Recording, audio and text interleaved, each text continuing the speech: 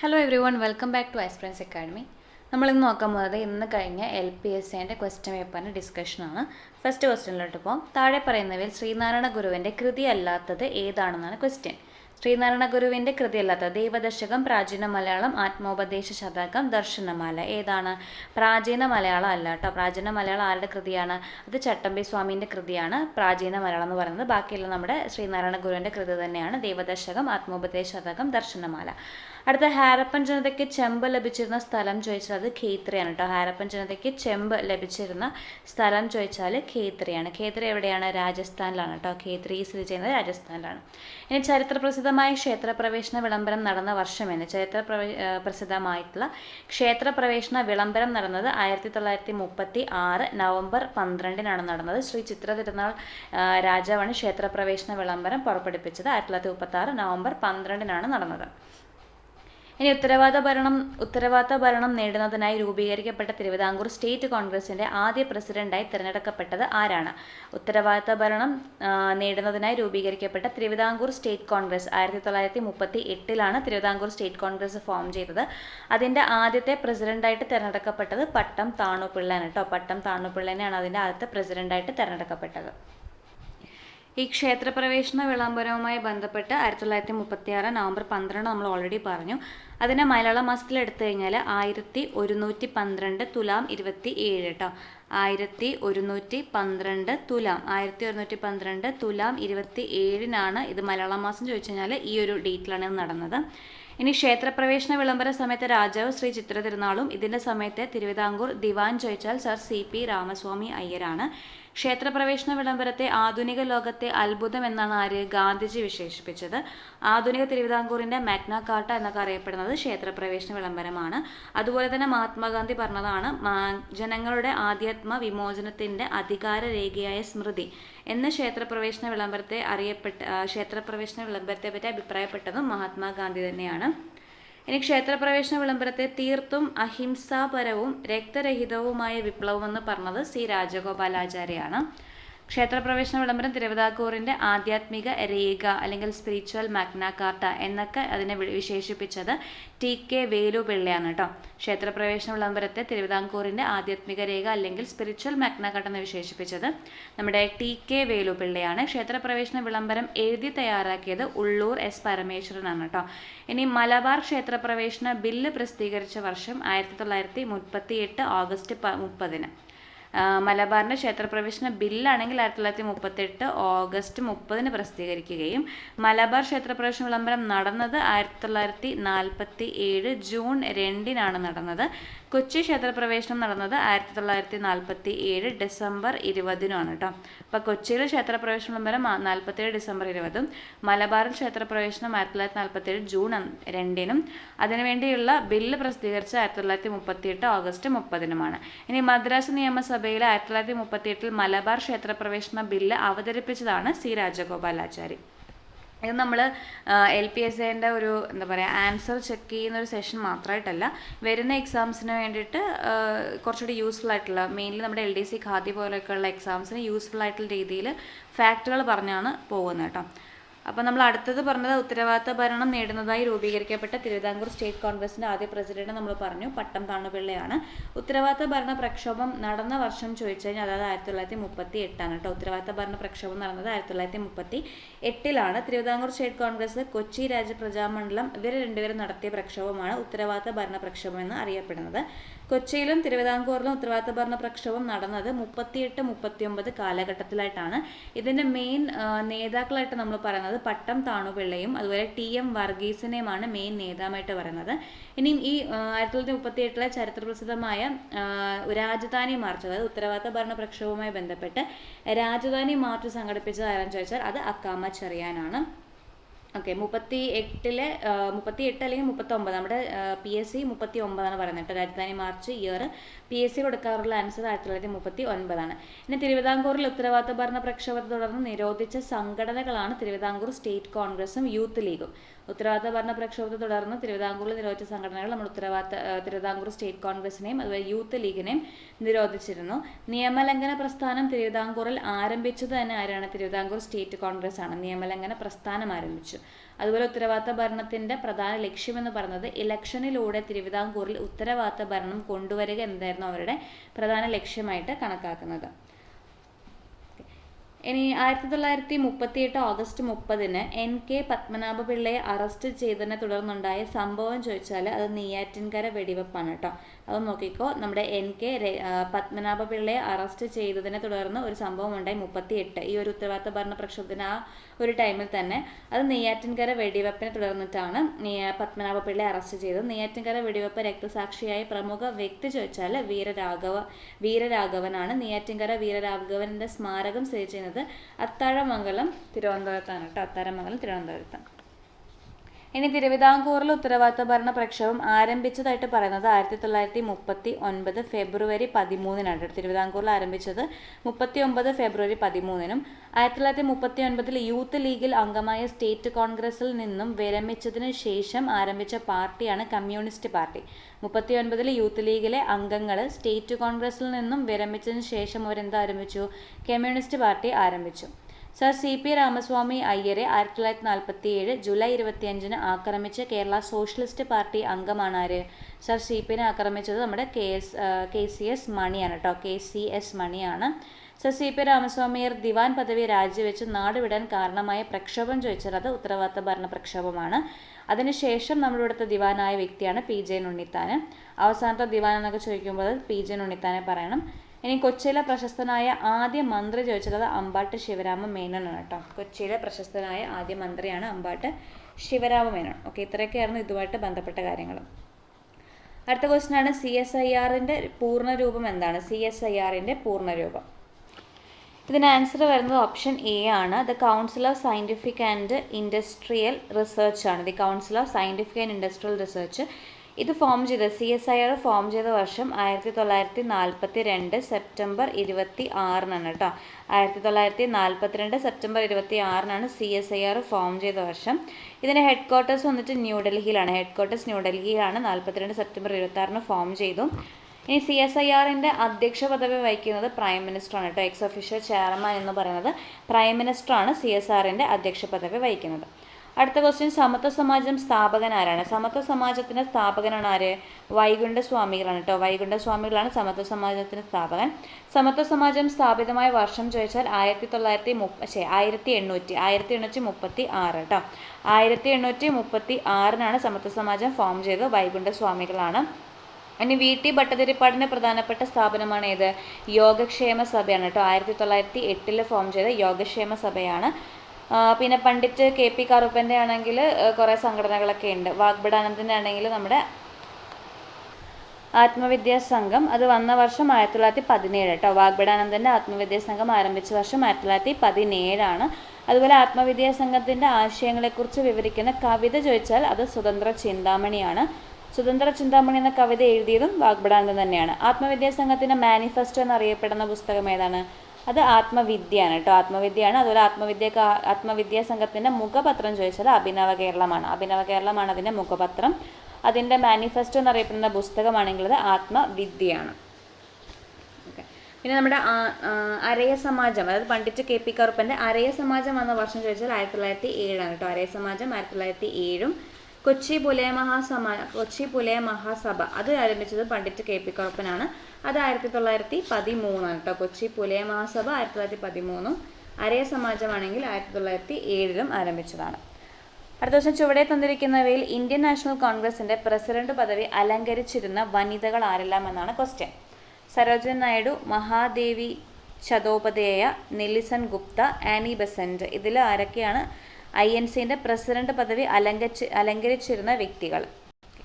ഇതിൻ്റെ ആൻസർ സരോജിനി നായിഡു ഉണ്ട്. സരോജിനി നായിഡു എന്ന് പറയുമ്പം നമ്മുടെ INC പ്രസിഡൻ്റായ ആദ്യത്തെ ഇന്ത്യൻ വനിതയാണ്. 1925 കാൺപൂർ സെഷനിലാണ് സരോജിനി നായിഡു INC പ്രസിഡന്റ് ആയത്. പിന്നെ നെൽസൺ ഗുപ്തയുണ്ട്, അത് 1933-ലും. ആനി ബെസന്റ് 1917-ലും. ആനി ബെസന്റ് ആണ് INC പ്രസിഡന്റായ ആദ്യ വനിത എന്ന് പറയുന്നത് ആനി ബെസന്റ് ആണ്. അപ്പോൾ ഇതിന് ആൻസർ ഏത് വരും? 1, 3, 4 വരും കേട്ടോ. 1, 3, 4 ആൻസർ വരും. 1, 3, 4 ശരിയായിട്ടുള്ളത്. 1917 ആനി ബെസന്റ് ഉണ്ട്, 1925 സരോജിനി നായിഡു ഉണ്ട്, 1933 നെൽസൺ ഗുപ്ത. അതിനുശേഷം 1959 ആരുണ്ട്? 1959 ഇന്ദിരാഗാന്ധി ഉണ്ട്. നമ്മുടെ ഇന്ദിരാഗാന്ധി 1959. 1998 സോണിയാഗാന്ധിയുമാണ്. 1998 സോണിയാഗാന്ധിയാണ്. സ്വാതന്ത്ര്യത്തിന് ശേഷം INC പദവി വഹിച്ച വനിത ചോദിച്ചാൽ അത് ഇന്ദിരാഗാന്ധിയാണ് കേട്ടോ. ഇന്ദിരാഗാന്ധിയാണ്. ഇനി നെൽസൺ ഗുപ്ത 1933 കൊൽക്കത്തയിലാണ് ഇതിന് അധ്യക്ഷ സ്ഥാനം വഹിച്ചത്. അടുത്ത ക്യൂണിഫോം ലിപി ഏത് സംസ്കാരവുമായിട്ട് ബന്ധപ്പെട്ടിരിക്കുന്നു? ക്യൂണിഫോം ലിപി ഏത് സംസ്കാരവുമായിട്ട് ബന്ധപ്പെട്ടതാണ്? അത് മെസപ്പൊട്ടേമിയൻ സംസ്കാരമാണ് കേട്ടോ. ക്യൂണിഫോം ലിപി ആണെങ്കിൽ മെസപ്പൊട്ടേമിയൻ സംസ്കാരവുമായിട്ട് ബന്ധപ്പെട്ടാണ്. ഹൈറോഗ്ലിഫിക്സ് ആണ് ഈജിപ്ഷ്യൻ സംസ്കാരവുമായിട്ട് ബന്ധപ്പെട്ടത്. ഹൈറോഗ്ലിഫിക്സ് ആണ്. ഇനി താഴെ തന്നിരിക്കുന്നതിൽ തെറ്റായ ജോഡി കണ്ടെത്തുക. India wins freedom Subhash Chandra Bose, unhappy India Lala Lajpat Rai, India divided doctor Rajendra Prasad, a passage to India ആണെങ്കിൽ EM ഫോസ്റ്റർ. ഓക്കെ, ഇതിൽ തെറ്റായിട്ടുള്ളത് India wins freedom Subhash Chandra Bose അല്ല. ആരാണ്? നമ്മുടെ ഇന്ത്യയിലെ ആദ്യത്തെ വിദ്യാഭ്യാസ മന്ത്രി എന്നൊക്കെ അറിയപ്പെടുന്ന നവംബർ 11 വിദ്യാഭ്യാസ ദിനമായിട്ടൊക്കെ ആചരിക്കുന്നത് നമ്മൾ അദ്ദേഹത്തിൻ്റെ ജന്മദിനത്തിനെന്നാണ്. ആരാണ്? മൗലാന അബ്ദുൽ കലാം ആസാദിൻ്റെ പുസ്തകമാണ് ഇന്ത്യ വിൻസ് ഫ്രീഡം എന്നുള്ളത്. അതുപോലെ അൺഹാപ്പി ഇന്ത്യ ലാലാ ലജ്പത് റായിൻ്റെയാണ്. ഇന്ത്യ ഡിവൈഡഡ് ഡോക്ടർ രാജേന്ദ്ര പ്രസാദും. എ പാസേജ് ടു ഇന്ത്യ ആണെങ്കിൽ EM ഫോസ്റ്ററിൻ്റെയുമാണ്. ഓക്കെ, ആ പാസേജ് ടു ഇന്ത്യ നമ്മൾ പറഞ്ഞു EM ഫോസ്റ്റർ ആണ്. അങ്ങനെയെങ്കിൽ ആ പാസേജ് ടു ഇംഗ്ലണ്ട് രചിച്ചത് ആരാണ്? ആ പാസേജ് ടു ഇംഗ്ലണ്ട് അത് നിരാദ് C ചൗധരിൻ്റെയാണ് കേട്ടോ. നിരാദ് C ചൗധരിയാണ് ആ പാസേജ് ടു ഇംഗ്ലണ്ട് രചിച്ചത്. അതേപോലെ ചൈന പാസേജ് ആണെങ്കിൽ ജോൺ കെന്നത്ത് ഗാൽബ്രൈത്ത് ആണ് ചൈന പാസേജ് രചിച്ചത്. ഇനി അടുത്ത് നമ്മുടെ ഭാരതരത്ന, ഈ 2024 ഭാരതരത്ന കിട്ടിയ PV നരസിംഹറാവുവിൻ്റെ നോവലാണ് ഏത്?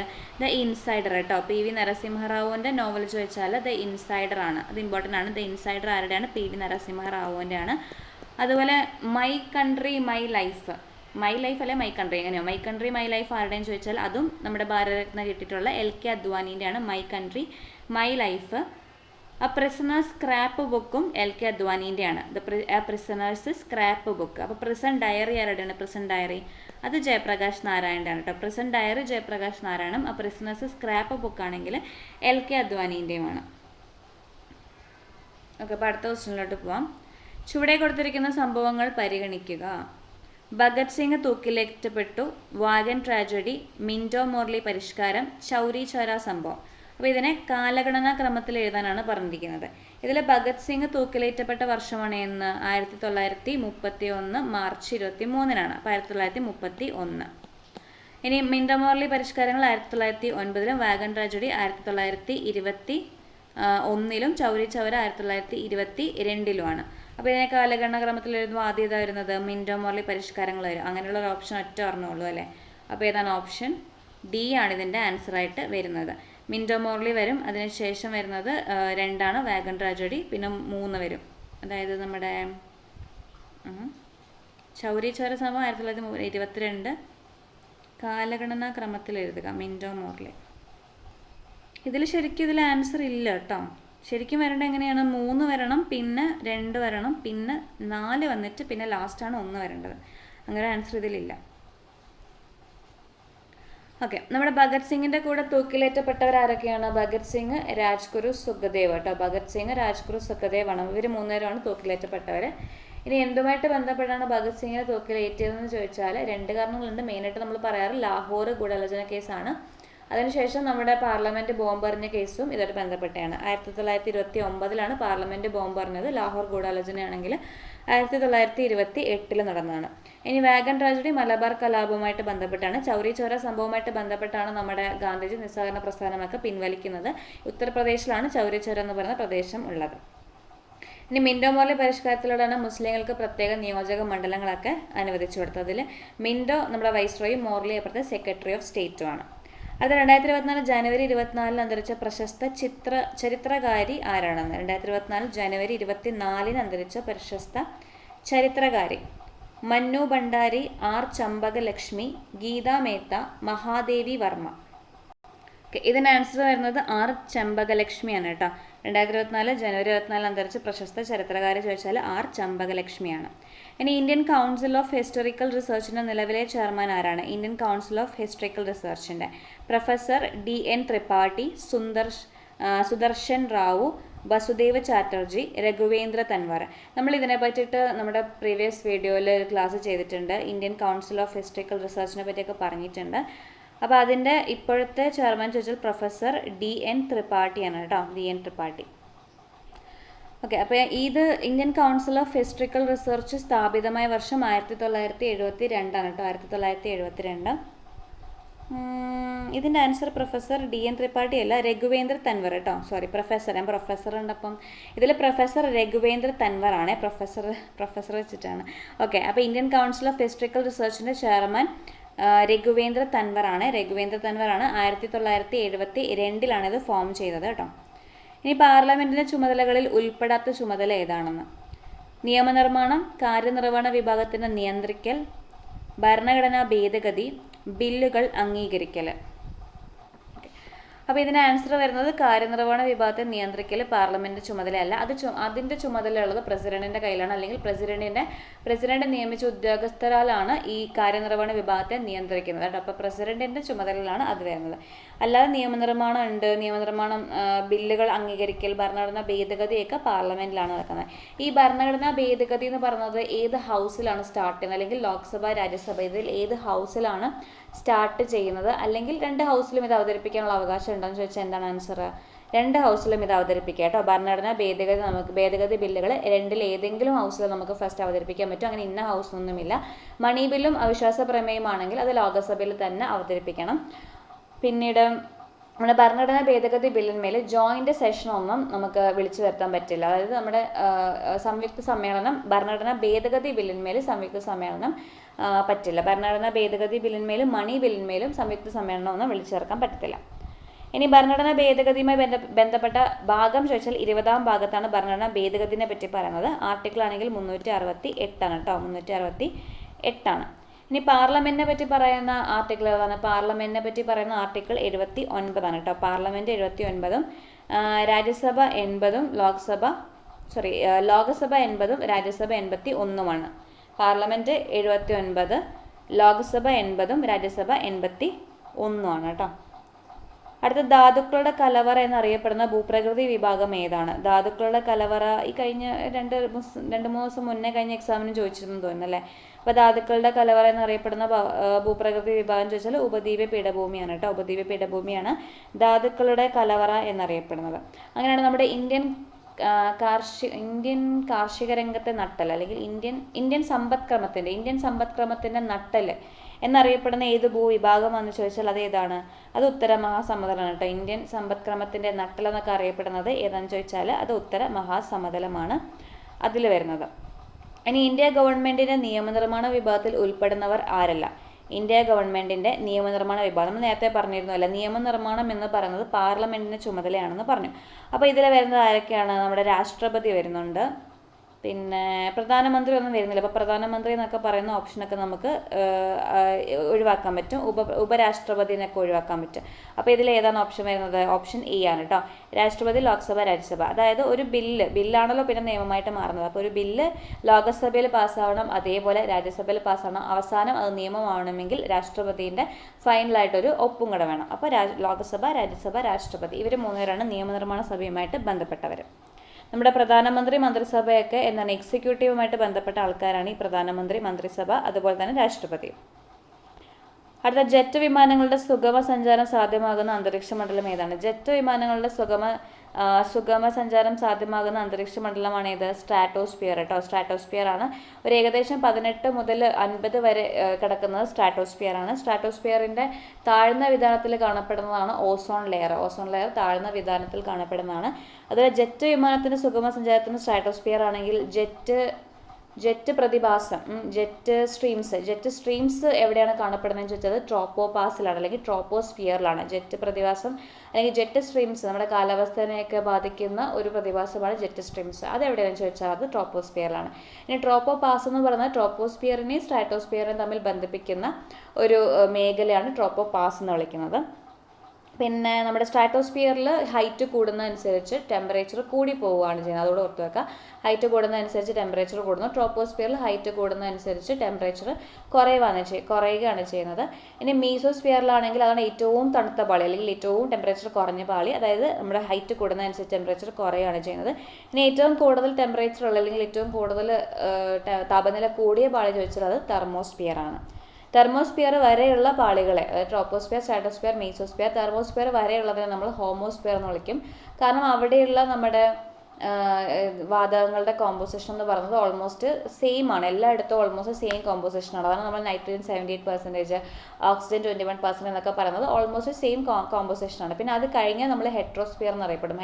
നമ്മുടെ ഹോമോസ്ഫിയറിൻ്റെ ഒരു കുറച്ച് ഭാഗം തെർമോസ്ഫിയറിൻ്റെ കുറച്ച് ഭാഗം ഹോമോസ്ഫിയറിൽ വരും. ഇനി ബാക്കി ഭാഗം എന്താണ്? ഹെട്രോസ്ഫിയറിൽ പോകും. അതായത് ആ ഭാഗങ്ങൾ എന്താണ്? നമ്മുടെ വാതകങ്ങളുടെ കോൺസെൻട്രേഷൻ പല ഭാഗത്തും പല രീതിയിലായിരിക്കും.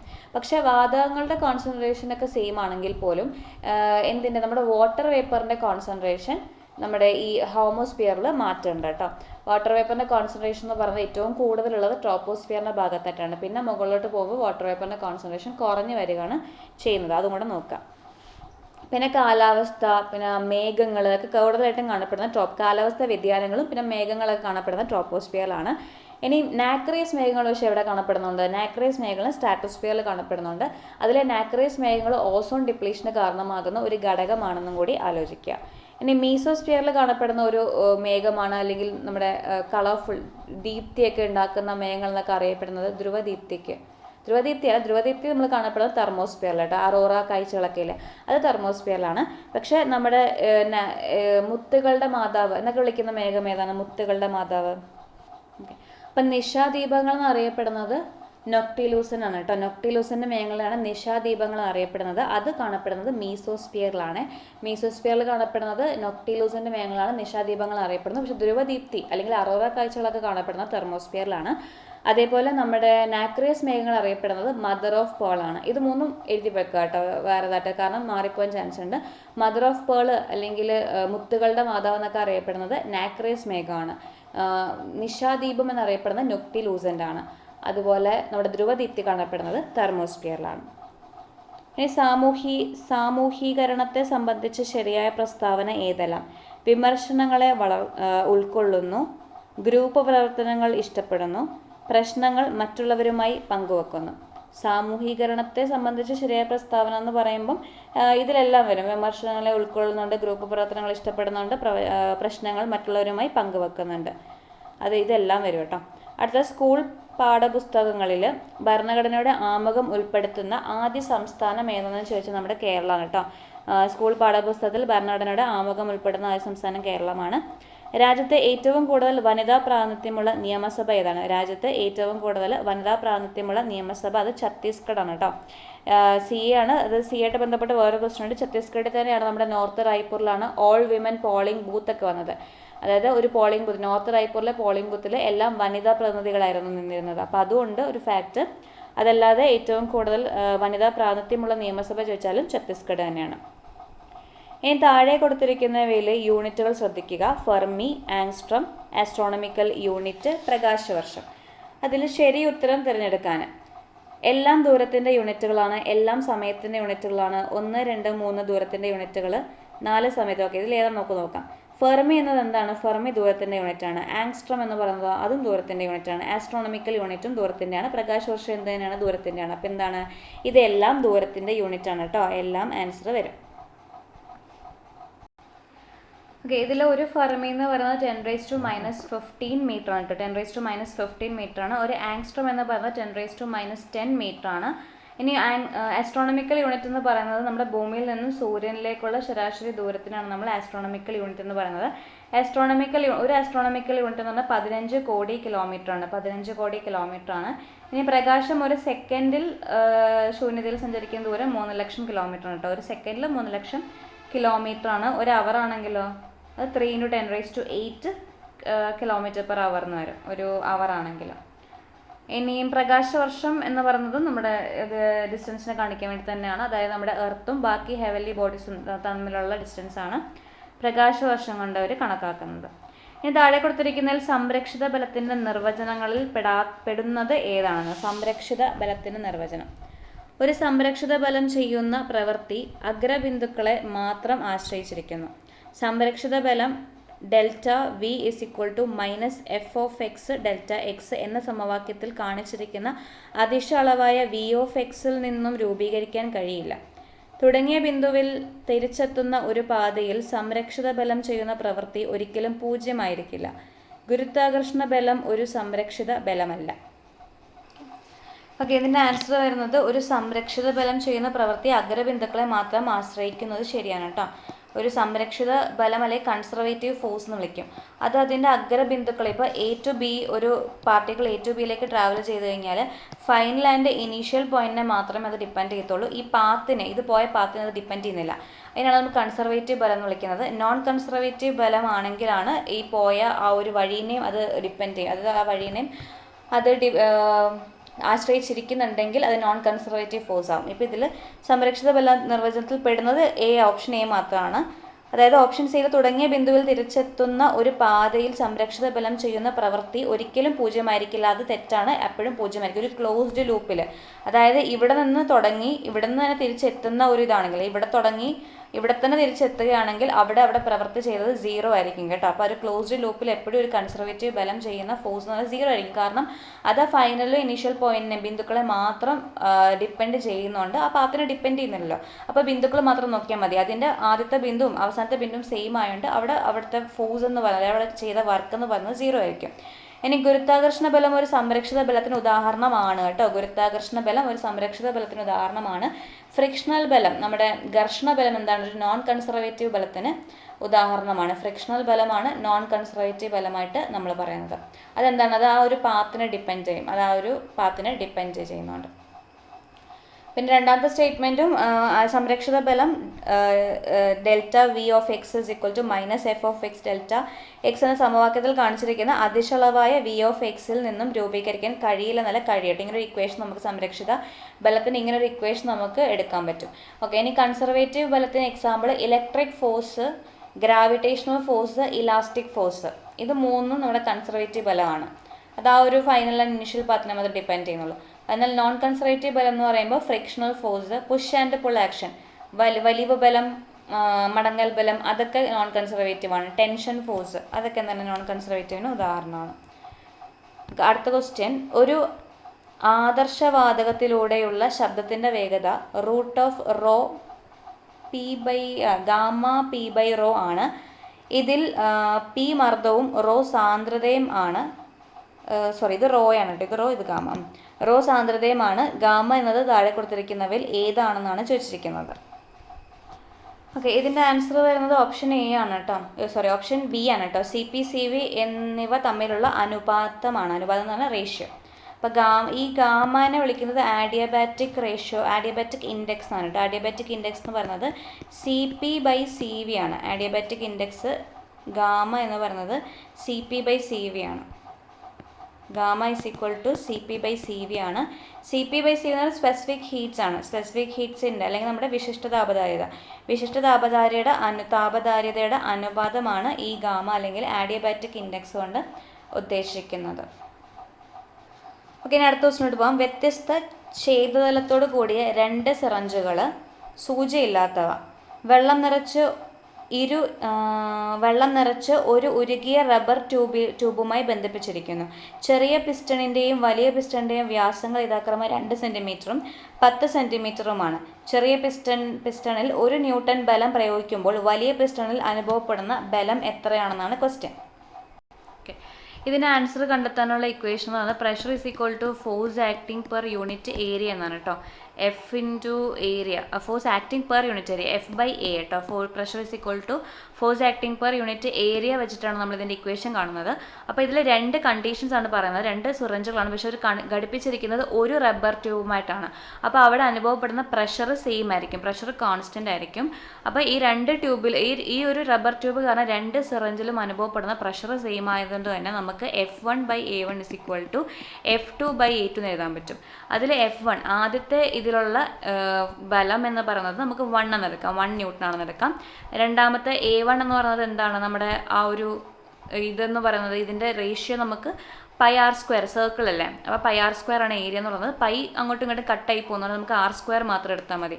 അപ്പോൾ ആദ്യത്തതിൽ 2 സെൻറ്റിമീറ്റർ ആണ്, അപ്പോൾ അത് 4 എടുക്കാം. ഇസ് ഈക്വൽ ടു F2 കാണണം, F2/A2 നമുക്ക് എന്തെടുക്കാം, 100 എന്ന് എടുക്കാം. അപ്പോൾ ഇത് കട്ടായി പോകുമ്പോൾ 25 കിട്ടും. അപ്പോൾ അതായത് F2 is equal to 25 newton എന്ന് കേട്ടോ. അപ്പോൾ ഇതിൻ്റെ ആൻസർ എന്താണ്, 25 ന്യൂട്ടൺ ആണ് കേട്ടോ. ഇതിൻ്റെ ആൻസർ 25 ന്യൂട്ടൺ എന്നാണ് ഇതിൻ്റെ ആൻസർ വരിക. ഓക്കെ, ഇനി അടുത്ത ക്വസ്റ്റ്യൻ. +2.5 ഡയോപ്റ്റർ പവറുള്ള ഒരു ലെൻസിന് മുന്നിൽ 50 സെൻറ്റിമീറ്റർ അകലെ വെച്ചിട്ടുള്ള ഒരു വസ്തുവിന് ലഭിക്കുന്ന പ്രതിബിംബത്തിൻ്റെ രേഖീയ ആവർത്തനം താഴെ കൊടുത്തിരിക്കുന്നതിൽ ഏതാണെന്നാണ് ക്വസ്റ്റ്യൻ. ഓക്കെ, ഈ ക്വസ്റ്റ്യൻ എന്ന് പറയുന്നത് നമുക്ക് പവർ തന്നിട്ടുണ്ട് 2.5 ഡയോപ്റ്റർ ആണല്ലേ, 2.5 ഡയോപ്റ്റർ ആണ് പവർ തന്നിട്ടുണ്ട്. നമുക്ക് power is equal to 1/f in metres ആണ് നമുക്ക് ഇക്വേഷൻ അറിയാം. അപ്പോൾ അതിൽ നമുക്ക് എന്ത് കണ്ടുപിടിക്കാം, ഫോക്കസ് കണ്ടുപിടിക്കാം. ഫോക്കസ് കണ്ടുപിടിക്കുമ്പോൾ നമുക്ക് ഇതിനൊന്ന് വേറെ രീതിയിൽ എഴുതാം, 25/10 എന്ന് എഴുതാമല്ലോ, അതായത് 5/2 എന്ന് എഴുതാം. അപ്പോൾ F ഇസ് ഈക്വൽ ടു, അതായത് P is equal to 1/f ആണ്. അപ്പോൾ 5/2 ഇസ് ഈക്വൽ ടു 1/, അപ്പോൾ F ഇസ് ഈക്വൽ ടു എന്തായിരിക്കും, 2/5 ആയിരിക്കും. എന്നുവെച്ചാൽ എന്താണ്, 0.4 മീറ്റർ ആണ്.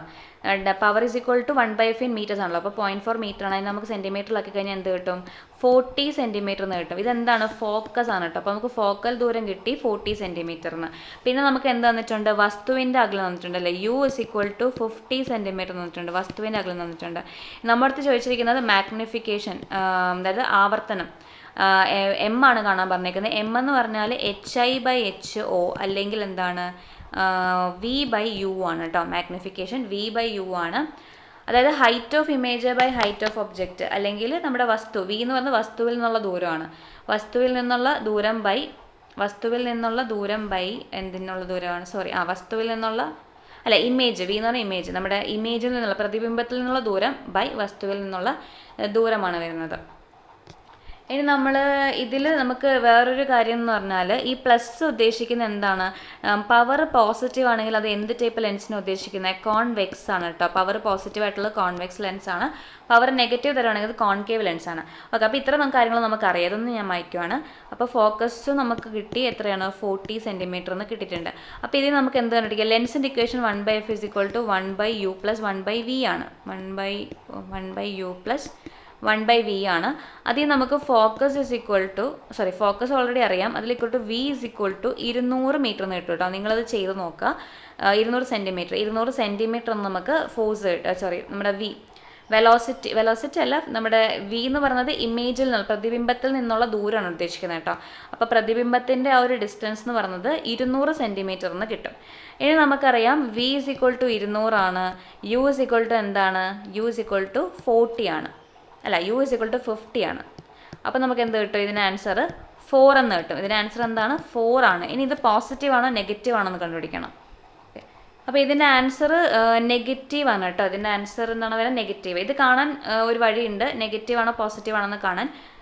കുറച്ച് അതായത് നമ്മൾ അറിയാം, ഈ കോൺവെക്സ് ലെൻസ് എന്ന് പറയുമ്പം നമ്മളൊന്ന് വരച്ച് നോക്കിക്കഴിഞ്ഞാൽ ഇത് കോൺവെക്സ് ലെൻസ് എന്ന് മനസ്സിലായല്ലോ, പോസിറ്റീവ് വേണ്ട. വരച്ച് നോക്കുമ്പോൾ ഫോക്കസ് വരെ ഇവിടെ, പിന്നെന്താണ്, ഫോക്കസ് 40 ആണെങ്കിൽ, ഞാനൊന്ന് മായ്ച്ചിട്ട് കാണിക്കാം.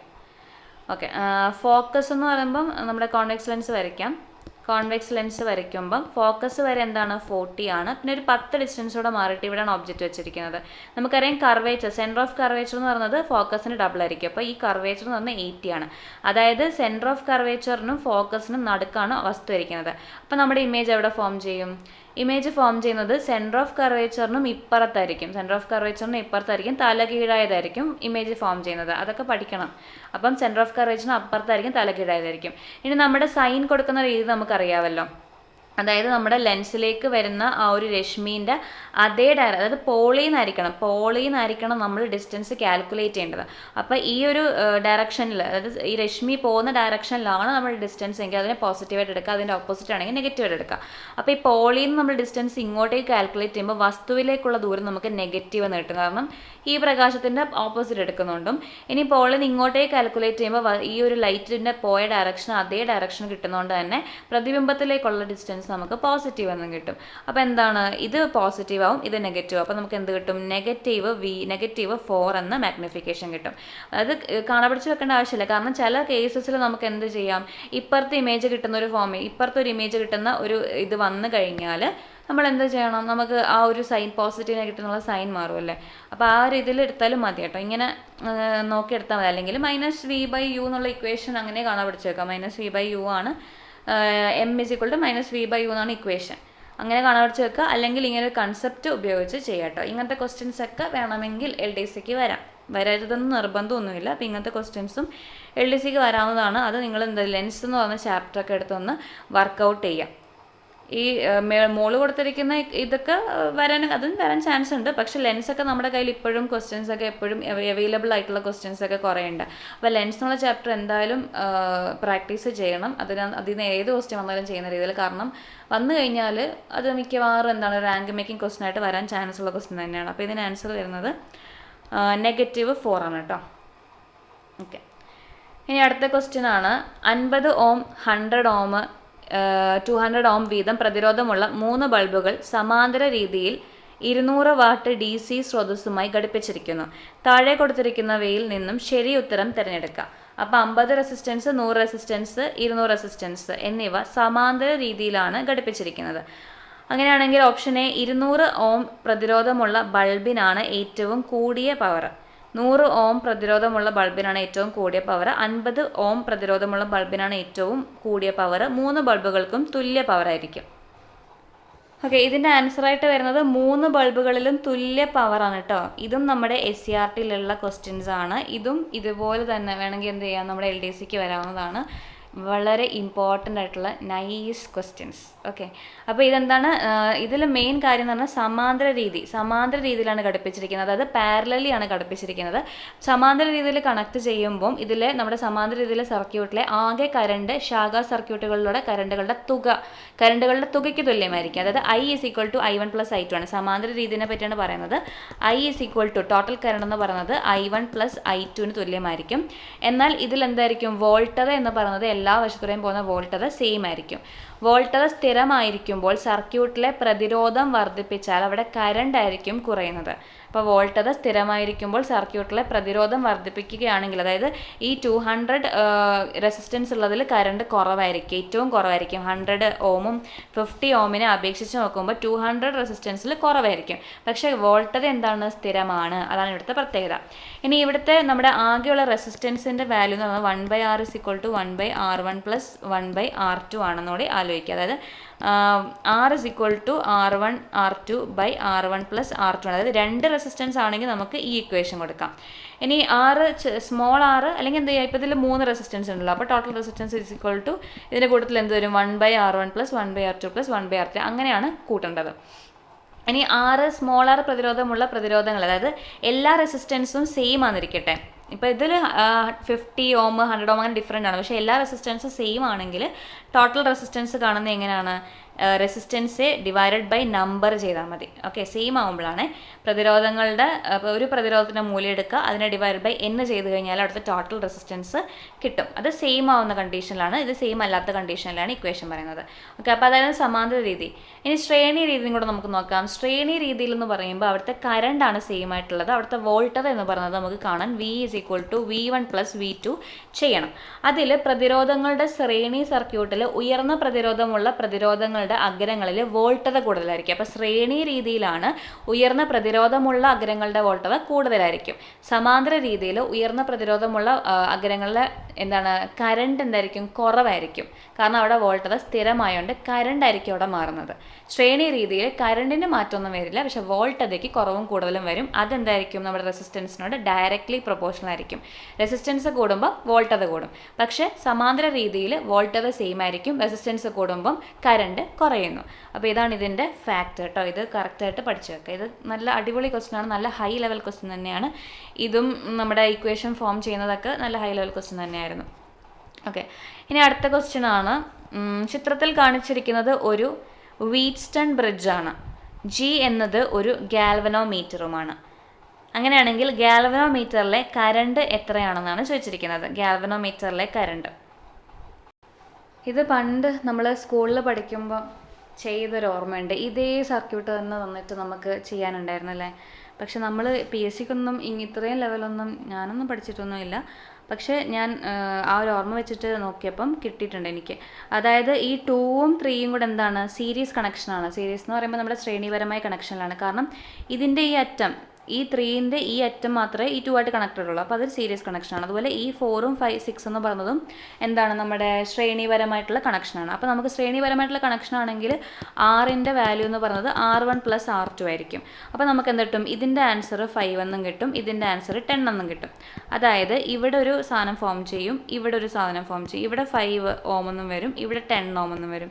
ഇനി ഇപ്പോൾ ഇതെന്ത് കണക്ഷനാണ്, ഇത് രണ്ടറ്റവും എന്താണ്, 10ഉമായിട്ട് കണക്റ്റഡ് ആണ്. അപ്പോൾ ഇതെന്താണ്, ഈ കണക്ഷനെ വിളിക്കുന്നത് നമ്മൾ സമാന്തര രീതി അല്ലെങ്കിൽ പാരലൽ രീതിയാണ്. അതിൻ്റെ നമ്മൾ ടോട്ടൽ R എന്ന് പറയുന്നത് 1/5 + 1/10 എന്നാണ് എടുക്കുന്നത്. അതായത് എന്ത് വരും, 2 + 1/10 3/10 എന്ന് വരും. 1/R = 3/10 എന്ന് വരും. അതായത് R = 10/3 എന്ന് വരും.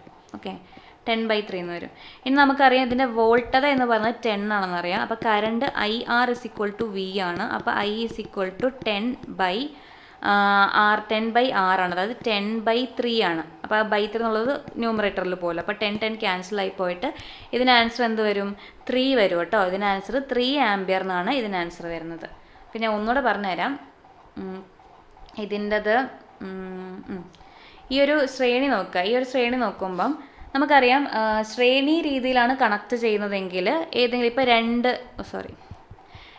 റെസിസ്റ്റൻസിനെ ശ്രേണി രീതിയിൽ കണക്ട് ചെയ്യുക എന്ന് പറയുമ്പം ഇതിങ്ങനെ കണക്ട് ചെയ്യുമ്പം അതിൻ്റെ ഒരു പോയിന്റ് മാത്രമേ വേറൊരു റെസിസ്റ്റൻസിൻ്റെ വയറുമായിട്ട് കണക്ട് ആകത്തുള്ളൂ. അപ്പോൾ അതിനാണ് നമ്മൾ ശ്രേണി രീതി എന്ന് വിളിക്കുന്നത്. ഇനി ഇത് പാരലൽ അല്ലെങ്കിൽ നമ്മുടെ സമാന്തര രീതിയാണെങ്കിൽ ഈ പോയിന്റും രണ്ടും ഒരേ റെസിസ്റ്റൻസിലോട്ട് ഒരേ വയറിലോട്ട് കണക്റ്റഡ് ആണെങ്കിൽ അതിന് നമ്മൾ എന്ത് പറയും, പാരലൽ അല്ലെങ്കിൽ സമാന്തര രീതി എന്ന് പറയും. അപ്പോൾ ഇതിൽ ഈ 3ഉം 2ഉം കൂടെ എന്താണ്, ഒരു പോയിന്റ് കണക്റ്റഡ് ആയിട്ടുള്ള. അപ്പോൾ അത് രണ്ട് ശ്രേണി രീതി. അതുപോലെ 4ഉം 6ഉം ഒരെണ്ണത്തിൽ കണക്റ്റഡ് ആയിട്ടുള്ള, അതും ശ്രേണി രീതിയാണ്. അപ്പോൾ ഇത് രണ്ടും കൂടെ അഗ്രഗേറ്റ് എടുക്കുമ്പോൾ നമുക്ക് എന്ത് കിട്ടും, 5 കിട്ടും. ശ്രേണി രീതിയാണെങ്കിൽ റെസിസ്റ്റൻസ് ജസ്റ്റ് പ്ലസ് ചെയ്താൽ മതി. അപ്പോൾ ഇതിൽ നമുക്ക് എന്ത് കിട്ടും, ഇതിൽ 10 കിട്ടും. ഇനി ഇതിനെ നമുക്കൊന്ന് കണക്ട് ചെയ്യാം. ഇത് രണ്ടും കൂടി കമ്പൈൻഡ് ആയിട്ട് ഒരെണ്ണം ഇങ്ങനെ കിട്ടും അല്ലേ. ഞാൻ അത് തിരിച്ചു വരയ്ക്കാം. കമ്പൈൻഡ് ആയിട്ടൊരു റെസിസ്റ്റൻസ് കിട്ടും. അതെന്തായി, നമ്മുടെ ഈ 10ഉമായിട്ടുള്ള കമ്പൈൻഡ് റെസിസ്റ്റൻസിനോട് ഇങ്ങനെ കണക്റ്റഡ് ആയി. അപ്പോൾ ഈ 2 പോയിന്റും ഒരേ വയറോട് കണക്റ്റഡ് ആവുന്നതുകൊണ്ട് ഇതെന്താണ്, പാരലലി അല്ലെങ്കിൽ സമാന്തര രീതിയിലുള്ള കണക്ഷനാണ്. അതായത് 5 ഇത് വരും, ഇത് 10 വരും. അപ്പോൾ സമാന്തര രീതിയിലുള്ള കണക്ഷൻ്റെ ഇക്വേഷൻ കാണുന്നത് 1/R = 1/R1 + 1/R2 ആണ്. അപ്പോൾ ആ രീതിയിൽ നമുക്ക് റെസിസ്റ്റൻസ് കിട്ടി. പിന്നെ നമുക്ക് ഈ ഓംസ് ഇക്വേഷൻ അറിയാമല്ലേ, IR = V ആണ്. അപ്പോൾ അതിനനുസരിച്ച് നമുക്ക് എന്തിൻ്റെ ആൻസർ കിട്ടും, Iൻ്റെ ആൻസർ കിട്ടും. നല്ല ക്വസ്റ്റ്യൻ. ഇതും ഹൈ ലെവൽ എന്ന് വേണമെങ്കിൽ പറയാം. പക്ഷേ ആൻസർ കിട്ടിയിട്ടുള്ളവരും ഉണ്ടാവും കേട്ടോ. അപ്പോൾ ഇതൊക്കെ നോക്കിയിട്ട് പോവുക. LDCക്ക് ചോദിച്ചാലോ. അപ്പോൾ ഇങ്ങനെയൊക്കെയുള്ള ക്വസ്റ്റ്യൻസ് ഒക്കെ ഒന്ന് നോക്കിയിട്ട് പോവുക. അടുത്ത തമോഗർത്തങ്ങൾ, ന്യൂട്രോൺ നക്ഷത്രങ്ങൾ, പൾസറുകൾ എന്നിവയുടെ പഠനത്തിനായി 2024 ജനുവരിയിൽ ഇന്ത്യ വിക്ഷേപിച്ച ഉപഗ്രഹം ചോദിച്ചാൽ അതെന്താണ്, എക്സ്പോസാറ്റ് ആണ്. 2024 ജനുവരി 1 വിക്ഷേപിച്ച ഉപഗ്രഹമാണ് എക്സ്പോസാറ്റ്. ഇനി ഇതിനെപ്പറ്റി പഠിക്കാൻ വേണ്ടിയിട്ട് നമ്മുടെ ലോകത്തിൽ തന്നെ 2ാമത്തെ കൺട്രിയാണ് ഇന്ത്യ. ഇത് ഇങ്ങനെ തമോഗർത്തങ്ങളെ പറ്റി പഠിക്കാൻ വേണ്ടി വിക്ഷേപിക്കുന്ന 2ാമത്തെ കൺട്രിയാണ് ഇന്ത്യ. ആദ്യത്തെ കൺട്രി നമ്മുടെ അമേരിക്കയാണ്. അമേരിക്കയുടെ IXPE എന്ന് പറയുന്ന ഒരു സംഭവമാണ് ഇതിനു വേണ്ടി ആദ്യം വിക്ഷേപിച്ചത്. IXPE ആണ് ആദ്യത്തേത്. ഇനി 28ാമത്തെ ക്വസ്റ്റ്യൻ, സൂര്യനെ കുറിച്ച് പഠിക്കുന്ന ആദ്യത്തെ ബഹിരാകാശ അധിഷ്ഠിത ഇന്ത്യൻ ദൗത്യമാണ് ആദിത്യ L1. അതിനെപ്പറ്റിയുള്ള കാര്യങ്ങൾ നോക്കാം. ആദിത്യ L1 ഭൂമിയിൽ നിന്നും ഏകദേശം 1.5 ദശലക്ഷം കിലോമീറ്റർ അകലെയാണ്. ഇതിലാകെ 7 പേലോഡുകളാണുള്ളത്. ഇത് സൂര്യൻ്റെ ഫോട്ടോസ്ഫിയർ, ക്രോമോസ്ഫിയർ, കൊറോണ എന്നിവയെക്കുറിച്ച് പഠനം നടത്തും. താഴെ കൊടുത്തിരിക്കുന്നതിൽ ശരി ഉത്തരം ഏതാണ്? ഇതിന് ആൻസർ എല്ലാം ശരിയാണ് കേട്ടോ. 1, 2, 3 ശരിയാണ് ഉത്തരം. അതായത് ആദ്യത്തെ L1 ഭൂമിയിൽ നിന്നുമാണ്. അതും പ്രത്യേകം ശ്രദ്ധിക്കണം, സൂര്യനിൽ നിന്നും എന്ന് പറഞ്ഞാൽ തെറ്റും.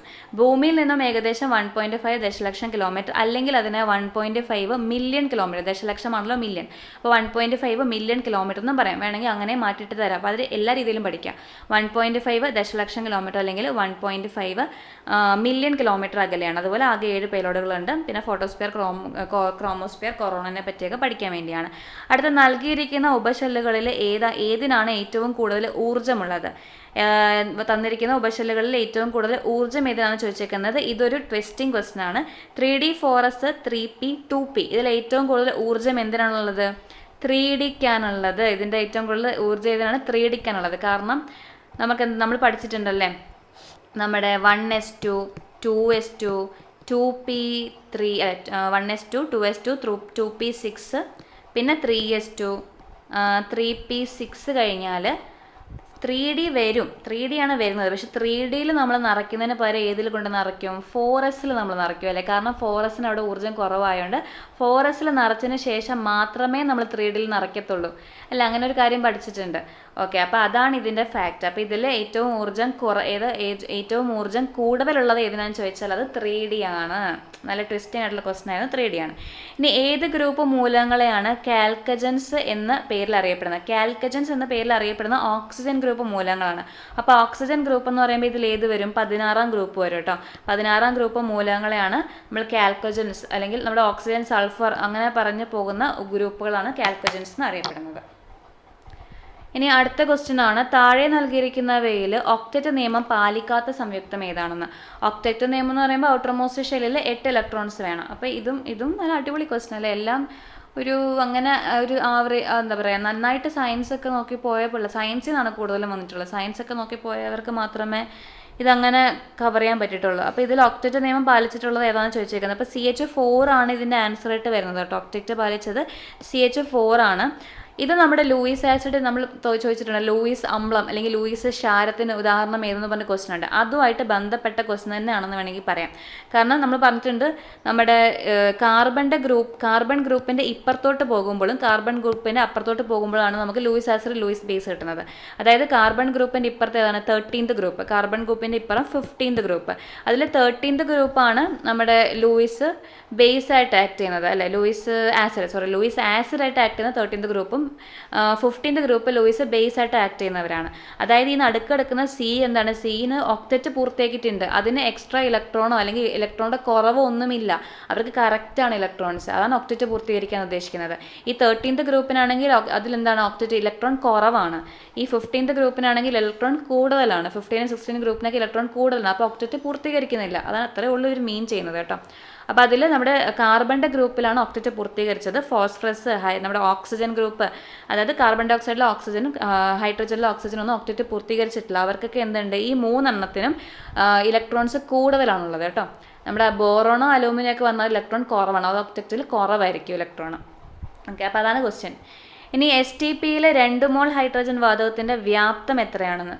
Nice question. ഇതും നമ്മുടെ കെമിസ്ട്രി ബേസ് SCRT, ഇതെല്ലാം SCRTയിലുള്ളതാണ്. SCRTൻ്റെ പുറത്തൊന്നും ചോദിച്ചിട്ടില്ല. STPയിലുള്ള 2 മോൾ ഹൈഡ്രജൻ്റെ വാതകത്തിൻ്റെ വ്യാപ്തമാണ് ചോദിച്ചിരിക്കുന്നത്. നമ്മൾ ഇതിനെ പറ്റിയിട്ടൊരു വീഡിയോ തന്നെ നമ്മുടെ ചാനലിൽ ഇട്ടിട്ടുണ്ട്.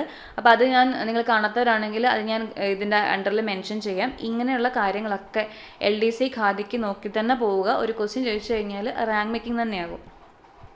ഇതിൽ STPയിൽ 1 മോൾ ഹൈഡ്രജൻ വാതകത്തിൻ്റെ വ്യാപ്തമാണ് നമ്മൾ 22.4 ലിറ്റർ എന്ന് വിളിക്കുന്നത്. അപ്പോൾ 2 മോൾ ഹൈഡ്രജൻ്റെ എത്രയായിരിക്കും? ഇൻറ്റു 2 ചെയ്യുക. അപ്പോൾ എന്ത് കിട്ടും? 44.8 കിട്ടും കേട്ടോ. അപ്പോൾ നിങ്ങൾ ഇതിനെപ്പറ്റി ഒരു ധാരണമില്ലാത്തവരാണെങ്കിൽ ഞാൻ താഴെ മെൻഷൻ ചെയ്യുന്ന ക്ലാസ് കയറി കാണുക. It will be very helpful. അടുത്ത ക്വസ്റ്റൻ ആണ്, ഏത് നിയമമാണ് ദ്രാവകത്തിൽ ഒരു വാതകത്തിൻ്റെ ലയനത്തെ വിശദീകരിക്കുന്നത്? ഏത് നിയമത്തിലാണ് ദ്രാവകം, ലിക്വിഡിൽ ഒരു വാതകത്തിൻ്റെ ലയനത്തെ വിശദീകരിക്കുന്നത്? ഡാൾട്ടൺസ് നിയമം, ഹെൻറീസ് നിയമം, ചാൾസ് നിയമം, അവോഗാഡ്രോ നിയമം. ഇതിൻ്റെ ആൻസർ വന്നിട്ട് ഹെൻറീസ് ലോ ആണ് കേട്ടോ. ബാക്കി നിയമങ്ങളൊക്കെ നമുക്കറിയാലോ. ഡാൾട്ടൺസ് നിയമമാണെങ്കിൽ അറ്റോമിക് തിയറിയുമായിട്ട് ബന്ധപ്പെട്ടാണ്. ചാൾസ് ആണെങ്കിൽ നമ്മുടെ വോളിയൂമും ടെമ്പറേച്ചറും തമ്മിലുള്ളതാണ്. അവോഗാഡ്രോ ആണെങ്കിൽ നമ്പർ ഓഫ് പാർട്ടിക്കിൾസും പ്രഷറും തമ്മിലുള്ള നിയമമാണെന്നൊക്കെ നമുക്കറിയാം. അപ്പോൾ ഹെൻറീസ് അങ്ങനെ വേണമെങ്കിൽ ഫിൽട്ടർ ചെയ്തെടുക്കാം. അല്ലെങ്കിൽ ഹെൻറീസ് ലോ അറിയാവുന്നവർക്കാണെങ്കിൽ അങ്ങനെ ചെയ്യാം. ഹെൻറീസ് ലോ എന്ന് പറയുന്നത് ഗ്യാസിൻ്റെ ഒരു ഫിക്സഡ് വോളിയം ലിക്വിഡിൽ അത് ഡിസോൾവ് ആവുന്നതുമായിട്ട് ബന്ധപ്പെട്ട നിയമമാണ് ഹെൻറീസ് നിയമം കേട്ടോ. ഇത് കുറച്ചും കൂടി ഹയർ ലെവലായിട്ടുള്ള ക്വസ്റ്റ്യൻ തന്നെയാണ്. ഹെൻറീസ് നിയമം നമ്മൾ എസ് സി ആർട്ടിൽ അങ്ങനെ എൻ്റെ അറിവിൽ എസ് സി ആർട്ടിൽ ഉണ്ടെന്ന് തോന്നുന്നില്ല കേട്ടോ. ബാക്കി എല്ലാ നിയമങ്ങളും ഉണ്ട്, ഹെൻറീസ് കണ്ടിട്ടില്ല. താഴെ കൊടുത്തിരിക്കുന്നത് റീചാർജബിൾ അല്ലാത്ത ബാക്ടീരിയ ഏതാണ്? റീചാർജബിൾ അല്ലാത്ത bacteria lead storage cell, NiCad cell, hydrogen cell, lithium ion battery. ഇതിൽ ലിഥിയം അയോൺ ബാക്ടറി ഒക്കെ നമ്മൾ ലാപ്ടോപ്പിലും ഇലക്ട്രിക് ബസ് വാഹനങ്ങളിലൊക്കെ ഉപയോഗിക്കുന്നതാണ്. അതെന്താണ് അത്? അപ്പോൾ എന്തായാലും ഒരു റീചാർജബിൾ ബാറ്ററി തന്നെയാണ്. അപ്പോൾ അങ്ങനെ നോക്കുക, അങ്ങനെ നോക്കാൻ പറ്റുന്നവരാണെങ്കിൽ അങ്ങനെ നോക്കുക. ഓക്കെ, ഇതിൻ്റെ ആൻസർ വന്നിട്ട് മെർക്കുറി സെല്ലാണ് കേട്ടോ. മെർക്കുറി സെല്ലാണ് നോൺ റീചാർജബിൾ ആയിട്ടുള്ളത്. ഈ മെർക്കുറി സെല്ല് നമ്മൾ മെയിൻലി ക്ലോക്കുകളിലും വാച്ചുകളിലും ഒക്കെ ഉപയോഗിക്കുന്നതാണ്. അതെന്താണ്? അത് ഒരു ബട്ടൺ പോലെയൊക്കെയുള്ള കാൽക്കുലേറ്ററുകളൊക്കെ ഉപയോഗിക്കുന്നതാണ്. അപ്പോൾ അതൊരിക്കലും റീചാർജ് ചെയ്യാൻ പറ്റാത്തതാണ് കേട്ടോ. അടുത്താണ് മോൺസ് പ്രക്രിയ വഴി ശുദ്ധീകരിക്കാൻ കഴിയുന്ന മൂലകം ഏതാണ്? മോൺസ് പ്രക്രിയ വഴി ശുദ്ധീകരിക്കാൻ കഴിയുന്നത് നിക്കലാണ് കേട്ടോ. മോൺസ് പ്രക്രിയ ആണെങ്കിൽ നിക്കലാണ്. വാൻ ആർക്കൽ മെത്തേഡ് ആണെങ്കിലോ? വാൻ ആർക്കൽ മെത്തേഡ് വഴി ശുദ്ധീകരിക്കാൻ പറ്റുന്നത് സിർക്കോണിയാണ്. വാൻ ആർക്കൽ ആണെങ്കിൽ സിർക്കോണിയമാണ്, മോൺസ് ആണെങ്കിൽ നിക്കലാണ്. ഇനി ആഗോളതാപനത്തിന് കാരണമാകുന്ന പ്രാഥമിക ഹരിതഗ്രഹ വാതകം ഏതാണെന്ന്? അതേതാണ്? അത് ഈസി ആണല്ലേ, നമ്മൾക്ക് എല്ലാവർക്കും അറിയാവുന്ന കാർബൺ ഡൈ ഓക്സൈഡ് ആണ്. ഇനി ഫോട്ടോ ഇലക്ട്രിക് ഇഫക്റ്റ് ആദ്യമായി വിശദീകരിക്കുകയും അതിനുള്ള നോബൽ സമ്മാനം നേടുകയും ചെയ്ത ശാസ്ത്രജ്ഞൻ ആരാണെന്ന് ചോദിച്ചിരിക്കുന്നത്. അതാരാണ്? Isaac Newton, Niels Bohr, James Clerk Maxwell, Albert Einstein. Okay, ഇതിൻ്റെ ആൻസർ ആൽബർട്ട് ഐൻസ്റ്റീൻ ആണ്. 1921 നമ്മുടെ ഭൗതികശാസ്ത്രത്തിനുള്ള നോബൽ പ്രൈസ് കിട്ടിയത് ഫോട്ടോ ഇലക്ട്രിക് ഇഫക്റ്റിന് വേണ്ടിയിട്ടായിരുന്നു. ഇനി ഒരു ജീനിൻ്റെ ഒന്നിലധികം പ്രഭാവത്തെ എന്താണ് വിളിക്കുക? ഒരു ജീനിൻ്റെ ഒന്നിലധികം പ്രഭാവത്തത് എന്താണ് വിളിക്കുക? ഉൽപരിവർത്തനം, പ്ലിയോട്രോപ്പിസം, പുനഃസംയോജനം, അറ്റാവിസം. ഓക്കെ, ഇതിൻ്റെ ആൻസർ കറക്റ്റായിട്ട് അറിയത്തില്ല, ഇത് ഫൈനൽക്ക് വരുമ്പോൾ നോക്കുക കേട്ടോ. പ്ലിയോട്രോപ്പിസം ആണെന്നൊരു ഡൗട്ട് ഉണ്ട്, കേട്ടിട്ടില്ല, അത് നമുക്ക് ഫൈനൽക്ക് വരുമ്പോൾ നോക്കാം. ഇനി ആധുനിക വർഗീകരണ ശാസ്ത്രത്തിൻ്റെ പിതാവ് എന്നറിയപ്പെടുന്ന ആരാണ്? ആധുനിക വർഗീകരണ ശാസ്ത്രം Robert H Whittaker, Carl Linnaeus, Hugo de Vries, M G Schleiden. ആരാണ് ആധുനിക വർഗീകരണ ശാസ്ത്രത്തിൻ്റെ പിതാവ്? കാൾ ലിനേസ് ആണ് നമ്മുടെ ആധുനിക വർഗീകരണ ശാസ്ത്രത്തിൻ്റെ പിതാവ് എന്ന് പറയുന്നത്. ഇനി ജേക്കബ്സൺസ് ഓർഗൻ എന്തുമായി ബന്ധപ്പെട്ടിരിക്കുന്നു? ജേക്കബ്സൺസ് ഓർഗൻ എവിടെയാണ്? നമ്മുടെ എന്താണ്, നമ്മുടെ പാമ്പിലൊക്കെ കാണപ്പെടുന്നതാണ് ഈ ജേക്കബ്സൺ ഓർഗൻ. അത് എന്തുമായിട്ട് ബന്ധപ്പെട്ടതാണ്? ഗന്ധമാണല്ലേ, ഗന്ധമായിട്ട് ബന്ധപ്പെട്ടതാണ് ജേക്കബ്സൺ ഓർഗൻ. അതായത് അവർ നാക്ക് പുറത്തോട്ടിടുന്ന എന്തിനാണ്? അത് ആ ഒരു ഗന്ധം, ആ സ്മെല്ല് പിടിക്കാൻ വേണ്ടിയിട്ടാണ് ജേക്കബ്സൺ ഓർഗൻ നമ്മുടെ നാക്കൊക്കെ വെളിയിലിടുന്നത്, പാമ്പ്. ഓക്കെ, ഇനി അടുത്ത ക്വസ്റ്റ്യനിലോട്ട് പോവാം. താഴെ തന്നിരിക്കുന്നവയിൽ വീഡ് കില്ലർ കളനാശിനിയായി ഉപയോഗിക്കാവുന്നത് ഏതാണ്? വീഡ് കില്ലർ കളനാശിനി ഇതിൽ ഏതാണെന്നാണ് ക്വസ്റ്റ്യൻ. ഓക്കെ, ഇതിൻ്റെ ആൻസർ വന്നിട്ട് 2,4-D ആണ് കേട്ടോ. 2,4-D ആണ് ഒരു വീഡ് കില്ലർ. ബാക്കി തന്നിരിക്കുന്ന എല്ലാം പ്ലാൻ ഹോർമോൺ ആണ്, പ്ലാൻ ഗ്രോത്ത് റെഗുലേറ്റിംഗ് ഹോർമോൺ ആണ് ഈ IBA, IAA, NAA ഒക്കെ. ഇനി ലോക അൽഷിമേഴ്സ് ദിനമായി ആചരിക്കുന്ന ദിവസം എന്നാണ്? ലോക അൽഷിമേഴ്സ് ദിനമാണ് സെപ്റ്റംബർ 21. ഇനി ഗാമ ടോക്കോഫെറോൾ എന്നറിയപ്പെടുന്ന വൈറ്റമിൻ ഏതാണ്? ഗാമ ടോക്കോഫെറോൾ എന്നറിയപ്പെടുന്ന വൈറ്റമിൻ ഇ ആണ് കേട്ടോ. ടോക്കോഫെറോൾ ആണ് വൈറ്റമിൻ ഇ. ഇനി ലോകാരോഗ്യ സംഘടന നിർദ്ദേശപ്രകാരം ക്ഷയരോഗ ചികിത്സാ സംവിധാനമാണ് ഡാഷ്. അത് PYQ ആണല്ലോ, PYQ അല്ല, ക്ഷയരോഗം. നമ്മുടെ എലീസ എന്നിട്ട് ഞാൻ പറയാം, എലീസ ലെപ്രസി ആണ് കേട്ടോ. ലെപ്രസി കുഷ്ഠവുമായിട്ട് ബന്ധപ്പെട്ടാണ്, അത് PYQ ആണ്. ഇതിലെ ക്ഷയരോഗ ചികിത്സാ സംവിധാനം ഏതാണെന്ന് ചോദിച്ചാൽ ഏതാണ്? ഡോട്ട്സ് ആണ് കേട്ടോ. ഡോട്ട്സ് ആണ് ക്ഷയരോഗ ചികിത്സാ സംവിധാനം. ഡയറക്ട്ലി ഒബ്സർവ്ഡ് ട്രീറ്റ്മെൻറ്റ് അസൈ ആണ്. വൈറൽ ടെസ്റ്റ് നമ്മുടെ ടൈഫോയിഡുമായിട്ട് ബന്ധപ്പെട്ടതാണ്. ഇനി ജീൻ തെറാപ്പിയൊക്കെ അറിയാമല്ലോ. ജീൻ തെറാപ്പി നമ്മുടെ ഇതിൽ മാറ്റം വരുത്തുന്ന ഒരു പ്രക്രിയയാണ് ജീൻ തെറാപ്പി എന്നറിയപ്പെടുന്നത്. Okay, directly observed therapy short course കേട്ടോ. DOTS directly observed therapy short course ആണ്. ഇനി ബേർഡ് ഐ ചില്ലി ഇന്ത്യയിലെ ഏത് സംസ്ഥാനത്ത് നിന്നാണ് ആദ്യമായി കയറ്റുമതി ചെയ്തത്? Bird I chilli. ഇതിന് ആൻസർ മിസോറം ആണ് കേട്ടോ. ബേർഡ് ഐ ചില്ലി എന്ന് പറയുന്നത് ഇന്ത്യയിലെ ഏത് സംസ്ഥാനത്ത് നിന്നാണ് ആദ്യമായി കയറ്റുമതി ചെയ്തത്? മിസോറം ആണ്. ഇനി അടുത്തത്, ഒരു വാട്ടർ ടാങ്കിൽ 10.5 ലിറ്റർ. ഓക്കെ, ഇത് മാത്സ് ആണ് കേട്ടോ. മാത്സ് ഇപ്പോൾ ചെയ്ത് കഴിഞ്ഞാൽ വീഡിയോ ലെങ്ത്ത് കൂടിപ്പോകും. അപ്പം മാത്സ് നിങ്ങൾ ചെയ്ത് നോക്കുക. മാത്സ് നല്ല ക്വസ്റ്റ്യൻസ് കിട്ടുമായിരിക്കും, അപ്പോൾ മാത്സും കൂടെ ചെയ്ത് നോക്കുക കേട്ടോ. അടുത്ത ഇതിൽ എന്തെങ്കിലും ഡിസ്കസ് ചെയ്യാൻ അവരുടെ ഫിലോസഫി ആയിട്ട് ബന്ധപ്പെട്ട ക്വസ്റ്റ്യൻസ് ആണ്. അത് ഞാൻ ഡിസ്കസ് ചെയ്യുന്നില്ല, കാരണം നമ്മുടെ ഖാദി LDCQ ഒക്കെ വേണ്ടാത്ത കാര്യമായതുകൊണ്ട് ഞാൻ ഇവരുടെ ഫിലോസഫി നോക്കുന്നില്ല. പിന്നുള്ളത് ഇംഗ്ലീഷാണ്. ഇംഗ്ലീഷ് ഞാൻ നോക്കുന്നില്ല, ബിക്കോസ് ഇംഗ്ലീഷ് മലയാളമൊക്കെ ഡിസ്കസ് ചെയ്താൽ ലെങ്ത്ത് കൂടിപ്പോകും വീഡിയോൻ്റെ. അപ്പോൾ അതുകൊണ്ട് ഞാൻ ഇതുകൊണ്ട് നിർത്തുകയാണ്. അടുത്ത ക്ലാസ്സിൽ കാണുന്നവരെല്ലാവർക്കും ബൈ ബൈ.